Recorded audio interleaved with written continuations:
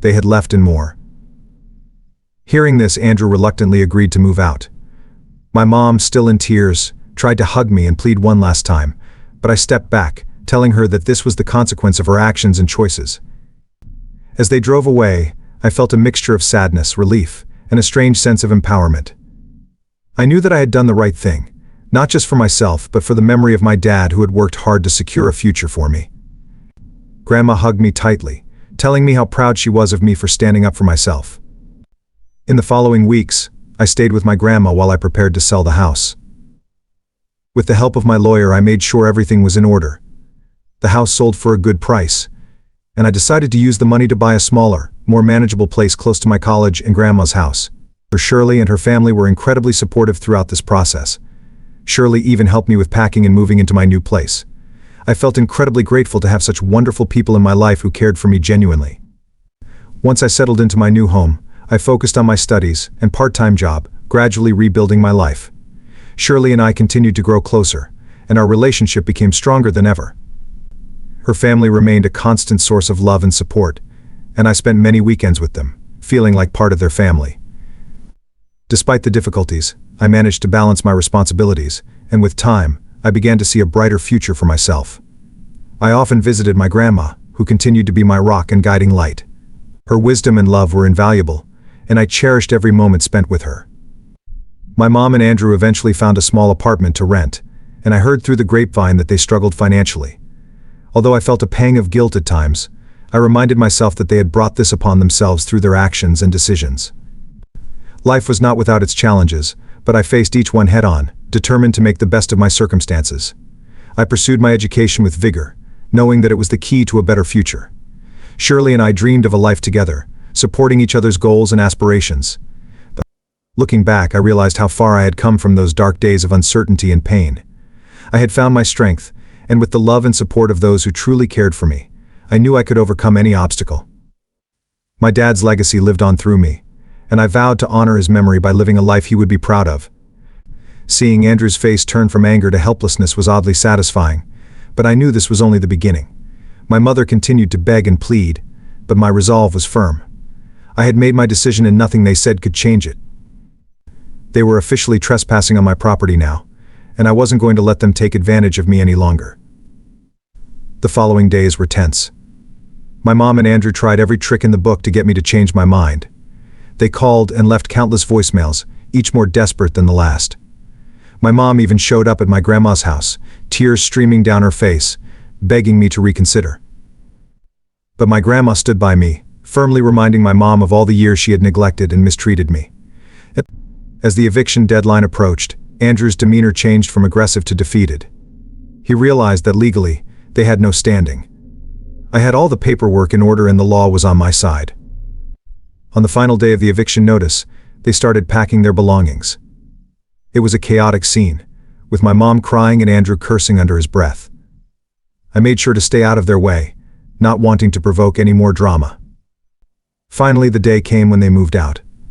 My mom gave me one last tearful plea, but I remained unmoved. I had given them plenty of chances, and they had squandered them all. As they drove away, I felt a weight lift off my shoulders. The house was finally mine, free of their toxic presence. With the house empty, I decided to make it my own. I repainted the walls, got rid of old furniture, and redecorated the place. Shirley and her family helped me out a lot during this time. They provided both emotional and physical support, and I couldn't be more grateful. Shirley's dad even helped me find a good deal on a used car so I could commute to college more easily. My relationship with Shirley grew even stronger during this time. She was my rock, supporting me through all the chaos. We spent countless hours talking about our future, our dreams, and our plans. I knew that no matter what happened, I could count on her. College started, and I threw myself into my studies. I wanted to make my dad proud and prove to myself that I could succeed, despite all the challenges I had faced. I balanced my part-time job with my classes, and still managed to find time to spend with Shirley and my grandma. As the months passed, I slowly rebuilt my life. My mom and Andrew occasionally tried to reach out, but I kept my distance. I wasn't ready to forgive them, and I wasn't sure if I ever would be. My focus was on my future, and creating a life for myself that I could be proud of. Eventually, I graduated from college with honors. My grandma and Shirley were there, cheering me on, and I felt a deep sense of accomplishment. I had come a long way from the scared, neglected child I once was. I had faced adversity head-on and emerged stronger for it. After graduation, I found a good job in my field and started to build my career. I moved out of the house my dad had left me and rented it out, using the income to help pay off student loans and save for the future. Shirley and I continued to plan our life together, dreaming of the day we could buy our own home and start a family. Looking back, I realized that everything I had gone through had shaped me into the person I was. I had learned to stand up for myself, to fight for what was right, and to never give up. My grandma had been a constant source of love and support, and I owed so much to her. In the end, I found peace, knowing that I had done everything I could to honor my dad's memory and create a better life for myself. The past would always be a part of me, but it no longer defined me. I was ready to embrace the future and all the possibilities it held. After graduation, life started to take on a more predictable rhythm. I landed a job at a local tech company, starting as a junior software developer. The learning curve was steep, but I thrived on the challenges and quickly adapted to the fast-paced environment. My coworkers were supportive, and I found a mentor in my team lead, Mark, who guided me through the initial months. Shirley and I decided to take our relationship to the next level. After years of dreaming and planning, we finally moved in together. We rented a cozy apartment downtown, with large windows that let in plenty of natural light. It was modest but perfect for us. Decorating our new home became a joint project. We filled it with our favorite books, framed photos of our adventures, and a blend of vintage and modern furniture.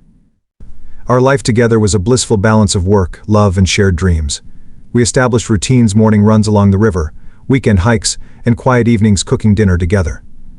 Shirley continued her studies, pursuing a master's degree in environmental science. Her passion for sustainability was infectious, and I often found myself getting involved in her projects and discussions. My relationship with my grandma remained strong. We visited her regularly, often spending Sunday afternoons in her garden, sipping tea and talking about everything under the sun. She was my anchor, and her wisdom and kindness continued to guide me. She saw the man I was becoming and often reminded me of how proud my dad would be. Despite the peaceful life we were building, my mom and Andrew occasionally resurfaced. They tried to reconnect, but I kept my distance. The hurt they had caused ran deep, and while I didn't hate them, I wasn't ready to let them back into my life. My mom sent letters and cards, and while I read them, I rarely responded. Shirley encouraged me to seek closure, but I wasn't sure how to find it. A couple of years passed, and my career advanced. I earned a promotion to a mid-level developer, and the projects I worked on became more complex and fulfilling. I had found my niche in cybersecurity, and I was passionate about protecting data and creating safe digital environments. My mentor, Mark, was instrumental in my growth, and I often stayed late at the office, working on new ideas and solutions. Shirley's career also flourished. She graduated with her master's degree and landed a job with an environmental consultancy firm. Her work took her to different parts of the country, conducting assessments and creating sustainable solutions for businesses. We adjusted to the occasional long-distance stretches, knowing that our love and commitment would keep us connected. One summer evening, as we sat on our balcony watching the sunset, Shirley turned to me with a serious expression. "I think it's time we talked about our future," she said. My heart skipped a beat. I mean, really talked about it. Where we want to be in 5-10 years. What we want to accomplish together. We spent hours discussing our dreams and aspirations. We talked about starting a family, the kind of house we wanted, and the values we wanted to instill in our children. We also talked about our careers and how we could support each other in achieving our goals. By the end of the night, we had a clear vision of our future and a renewed sense of purpose. With our goals set, we began to take concrete steps towards achieving them. We started saving more aggressively, cutting back on unnecessary expenses and investing wisely. We also began looking for our dream home, a place where we could plant roots and build a family. It took months of searching, but we finally found a charming house in a quiet neighborhood, with a big backyard and plenty of room to grow. Moving into our new home was a significant milestone. We celebrated with a small housewarming party, inviting our closest friends and family. My grandma, ever supportive, gifted us a beautiful painting of a serene landscape, which we hung in our living room. It felt like the beginning of a new chapter, one filled with hope and endless possibilities. As we settled into our new life, Shirley and I decided to take a trip to visit my dad's grave. It had been a long time since I had been there, and I felt it was time to reconnect with his memory. We drove to the cemetery on a crisp autumn day, bringing flowers and a small picnic. Standing by his grave, I felt a mix of emotions. I spoke to him, telling him about all that had happened and how I was striving to honor his legacy. Shirley held my hand, her presence a comforting reminder of the love and support that surrounded me. We spent hours there, reflecting on the past and looking forward to the future. Life continued to unfold, with its share of ups and downs. We faced challenges, both big and small, but we tackled them together. My relationship with my mom remained distant, but over time, I began to soften. I started responding to her letters, cautiously opening the door to reconciliation. It was a slow process, and I took it one step at a time, always mindful of my own boundaries and well-being. Shirley and I eventually decided to start a family. The journey to parenthood was not without its difficulties, but after some time and with the help of modern medicine, we welcomed our first child, a beautiful baby girl named Emily. Holding her for the first time, I felt a profound sense of love and responsibility. She was our miracle, a symbol of our resilience and commitment to each other. Parenthood brought new joys and challenges. Sleepless nights, first steps, and countless milestones filled our days. Emily became the center of our world, and we cherished every moment. My grandma doted on her great-granddaughter, and seeing them together filled my heart with joy.